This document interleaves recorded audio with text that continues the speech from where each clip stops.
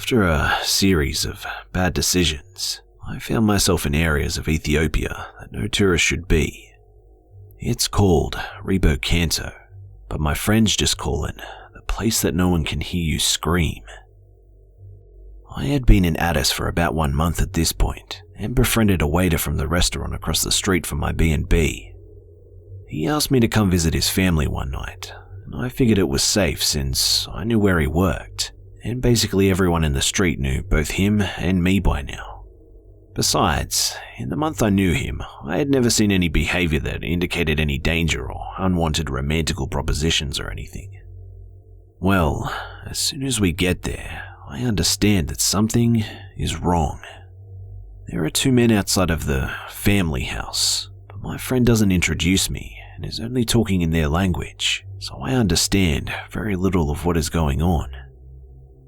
I pick up words like foreigner, white, and woman. I start to get nervous and ask my friend if we should go inside to meet his family. He completely ignores me and keeps discussing something with the other 2 men. Suddenly, one of the men grabs my hand and starts to drag me towards the house. I resist and look to my friend for help while asking the man to stop. My friend steps up for me, or so I thought, but the whole thing just escalates into me standing in the middle of 3 men that argue about who's taking me where. It finally dawns on me that my friend is actually discussing my price as I start to recognize numbers in the conversation. I run. I managed to lose them, or in hindsight, I don't think they actually ran after me for more than a few meters. I stop in the middle of the street. I now have a new problem. I'm a 21-year-old white girl in Rebo Kanto after dark. This is not the place to be. Luckily, I managed to hail down a taxi relatively easy, and even though you should never take a street taxi alone at night in Rebo, this was my only option.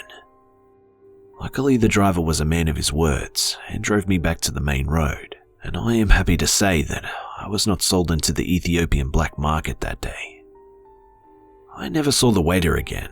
I told the restaurant about it though, and they promised to kick his ass if he ever were to come back again. This happened back in 2011, when I visited a few years later. The owner of the B&B informed me that the waiter was back and was asking about me. He had even left a gift for me.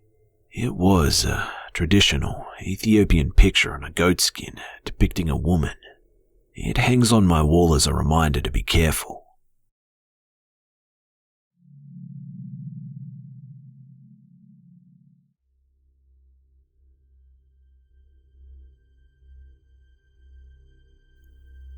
So, first, I need to give you guys some background info. I work for a utility company in Massachusetts, which requires me to go into people's homes pretty frequently. I am 22, and my partner in the field was another male, aged 23. We got scheduled for a shut-off on a house due to lack of payment. The house was actually in a very wealthy town, so we figured it was just a mistake and went to talk to the homeowner. We drove for about 20 minutes and reached this house. We both thought it was a mistake as it was the size of a large shed. However, we went to the front door, which was blocked by a large pile of branches from dead trees on the property. I knocked and waited for about 5 minutes. As I was about to leave, an older man answered. We explained the situation about the lack of payment, and he guided us to the basement door and said that we would find what we were looking for down there. I went down to do the shut-off and my partner stayed upstairs in the kitchen, otherwise known as the small room with the mini fridge, toaster, oven and hole in the floor. When I was in the basement, which was really small and almost pitch black, I was convinced that I could hear people whispering. I looked around with my flashlight, but saw nothing. After I heard these noises, I did my shut-off and hurried back upstairs. My partner was still in the kitchen room and I asked where the man had went. He said, I think he just had to use the bathroom. We waited about 15 minutes in the kitchen before I knocked on the bathroom door. No answer. I yelled in and said, Sir, we finished what we had to do and we're going to leave. Can you please sign a form for us? No answer. We waited a bit longer before I tried the doorknob. It was unlocked and I cracked the door and said, Sorry, but I didn't think you could hear me from the hallway. We have finished the job and we just need you to sign the form before we go. Again, no answer. I opened the door to a room with a sink, a toilet, small light bulb, and no windows. I asked my partner if he was sure that he went in there. My partner said yeah, that he had seen him go in and close the door behind him and he hadn't come out. Obviously, we left immediately and closed the front door behind us. I only have a picture of the front of the building. I'm in the habit of leaving my phone in the glove box of my work vehicle while I'm on shift. I would like to know if anyone can explain what happened. My partner is extremely reliable and also didn't have his phone, so I don't believe that there was a chance that he would have missed the man leaving, especially considering the size of the house.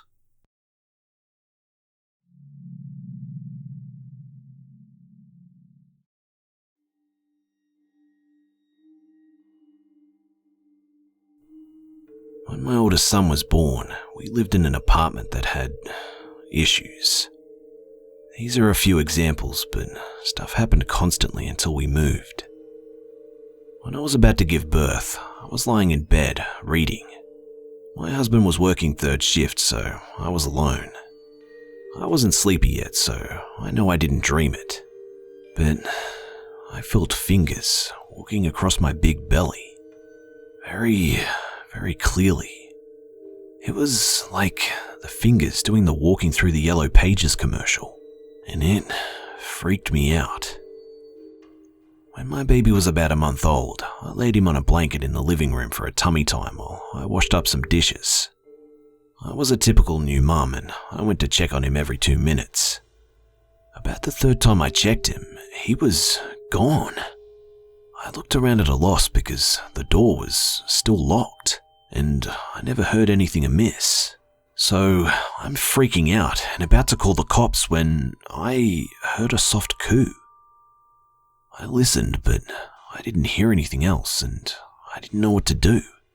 In desperation, I softly called, "Baby, where are you?" Again, a soft coo. He wasn't old enough to move on his own. He wasn't even turning over yet. I laid on my belly and looked around, and he was under the end of the table that had a board that went around the bottom. The board was about 1 foot high and went around the entire table.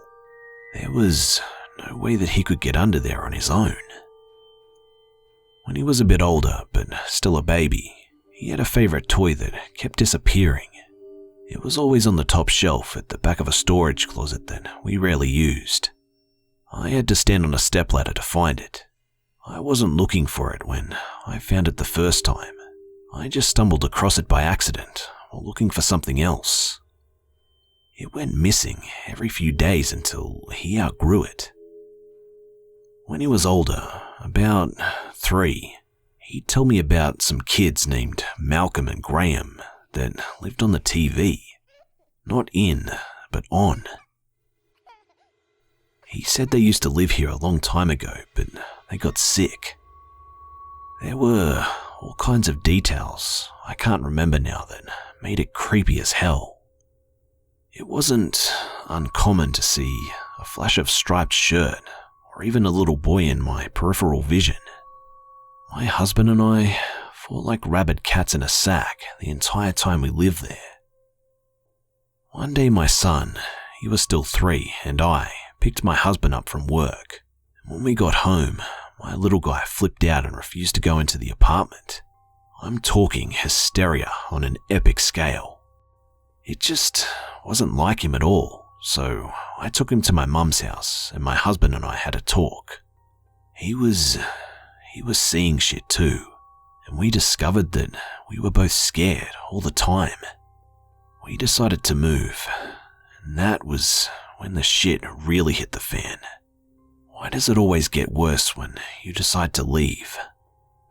Physical things began to happen, like having my hair yanked, and it happened a lot. The feeling of being watched all the time was awful. I packed us up while my husband slept, and we stayed with my mum at night until we found something. This was 30 years ago, and I've come to believe that either I'm a magnet for this kind of thing, or it's everywhere.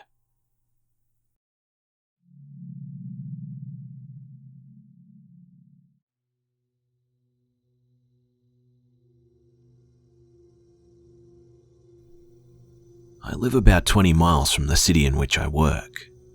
I live out in the country, and about a short walking distance from my house is a highway, and on the corner is a 24/7 gas station. Last week, Saturday night, I went by there right before midnight to grab some Cajun peanuts. I saw one car parked on the side, which is normal. It's usually just a guy working and rarely any customers at this time. But do you ever feel this dread overcome you? Like you know something is wrong? Well, I walk in and don't see anyone. There's nobody behind the counter or in the store, so I take my time and assume that they're in the bathroom or step to the back of the store or something. But surely they'd heard the chime on the door when I came in. I'm feeling weird and uncomfortable, so I wait a minute, even though it seemed like forever, and I called out, Is anyone there? I wait a minute more and put the peanuts down and walk out of the door. I checked the car parked on the side and there wasn't anything troubling. I even glanced on the backside of the store and there was nobody. I'm pretty uncomfortable, so I just call the police. They show up 10 or 15 minutes later and they search the place. And they find the cashier dead in the men's bathroom, beaten to death. They called in for backup, asked me to recap what I experienced, and then I went home. But that ain't even the fucked up part. So I get home and my dog is in the front yard pissing and just staring at me. He's an inside dog. But my front door is cracked open. My heart is racing, so I grab my dog and head back to the gas station and let the police know. They send one of the guys to search my house.